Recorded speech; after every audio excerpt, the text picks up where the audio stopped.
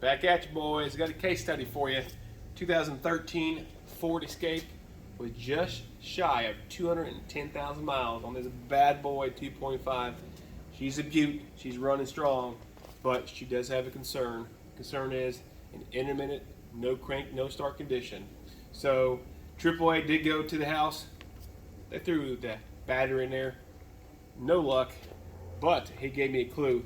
The gentleman said, hey, if you touch the red cable, there's a bunch of click and clatter noise underneath the hood. So I'm going to show you. We got torn apart. We're going to go over our diagnosis and we'll go from there. So if you do grab this, it's mainly the plate right here. You can hear it clicking.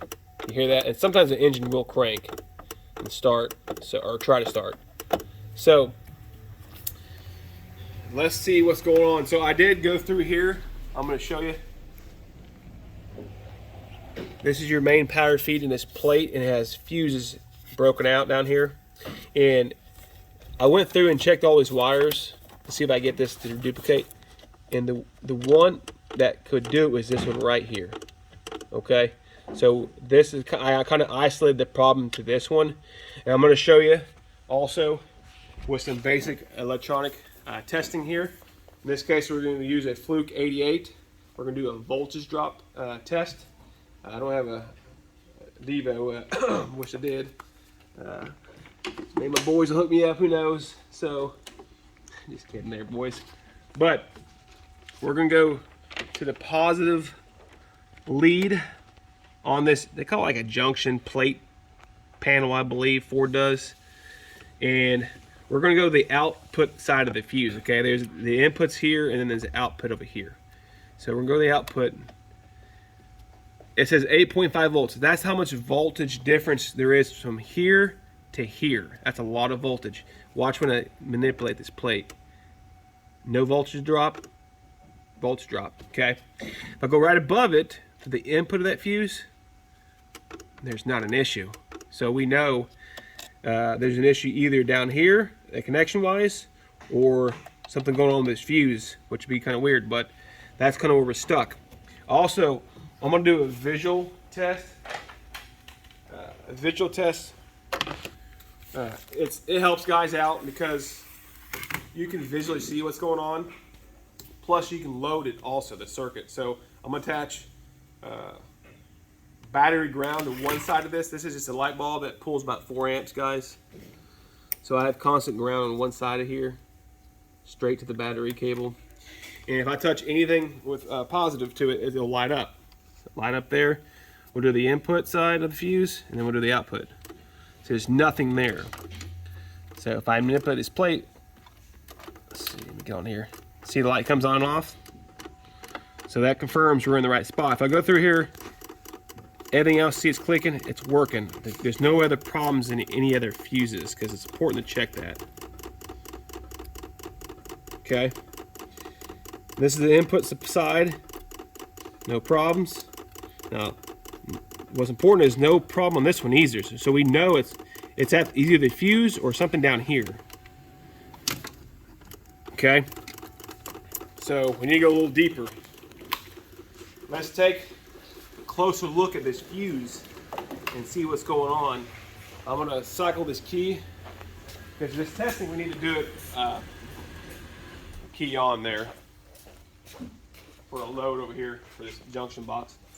So let's go ahead and pull this fuse right here. It is live, by the way, so I'm going to use caution. This wire is live.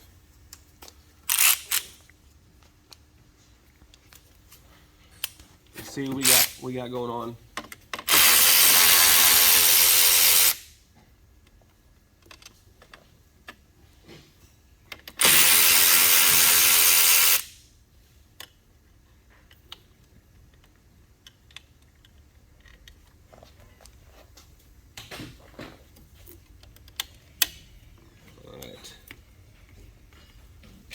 I do have the battery connected. I am aware of that, guys.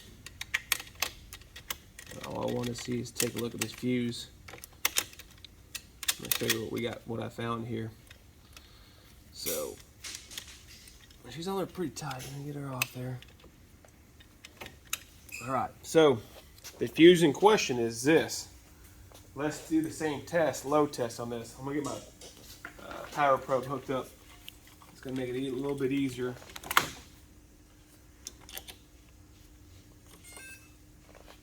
I'm gonna put constant ground on one side of this fuse, okay?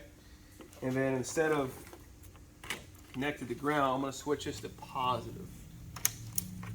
Okay.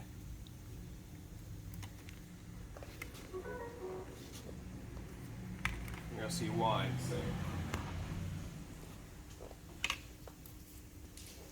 No, I'm sorry. Yeah. I'm gonna do this, sorry. Positive. Too many cables here. All right. I'm going straight battery positive to positive side of this fuse. You'll see why in a second. I'm gonna ground this side of the light bulb, or what I call the load. And since we have power here, it should go through the fuse and light, but it's not. And this fuse is not blown. And we know it worked when we're on there. There's something in this. There has got to be a small crack. When you manipulate it, it will work. It's hard to do it off that distribution box. When you bolt it on there, she'll work. But this fuse, she's not popped, but it's bad. So I do have another fuse, which is part number right there. Looks like it's been updated because the color of it's different. So before we go back, let's test this fuse and make sure it works. Same exact test. All right, so this is hot. Okay, this should light. And she does. So this is a good fuse. So pretty interesting there. So even though this did work, it was intermittently working. So we have a break somewhere within this fuse, and when it's manipulated at certain positions, it reconnects, and then you get power flowing through it or amperage. So Ford does sell this junction panel. I was initially told in the beginning it was a whole harness, but I found out you can get this panel, but I also found out you can get these fuses. So since everything else works, there's no reason to replace the whole junction panel. And it's not very expensive. Customer always has the option. They need the car back today, and they want it back today. So, and this is in stock. Ford, for some reason, does not have the junction panel in stock. I would recommend that, which I did, but he needs it back. So, customer is the one with the choice here, guys. They tell you what to do. They have the money.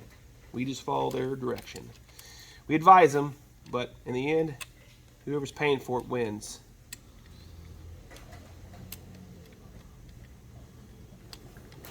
We're gonna retest this, guys. See if we're fixed. Gloves and small bolts don't work. All right. Use caution. I've done this, so I'm gonna go really slow before it gets there.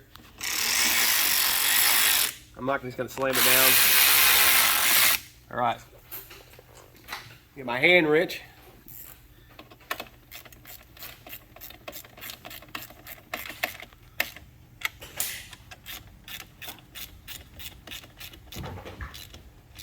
I have a lot of this off here, guys, so you can see what's going on. So now I needed to verify it. And then the cables look terrible, so we need to clean them up. All right. No longer clicking and clattering, so 100%. All it was an issue with a fuse that was not popped. So how many times have you seen a fuse that's not popped? An issue. So kind of odd duck here. So it looks like just honestly looks like inferior parts is what the problem is. So let's retest this, load it, and go back to battery negative real fast. I mean, this stuff's really not needed. I'm just verifying it.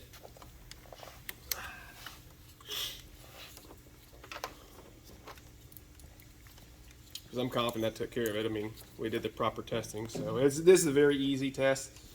Let's rule it out. Yeah, there it is. So, light it up. She's not moving. Nice and bright. There she be, boys. So, something a little different. Something easy. Voltage drop got us there. Nothing basically hard, guys. Like I said, they do sell that panel. You can choose to do that. I would recommend it, like I said, but in this choice, in this manner, we didn't really have a choice. He said, put the fuse in. I need my car. I want it back today. So she's going to work. I'm confident the other ones are working because we did test them. Because if you're going to do it right. See ya.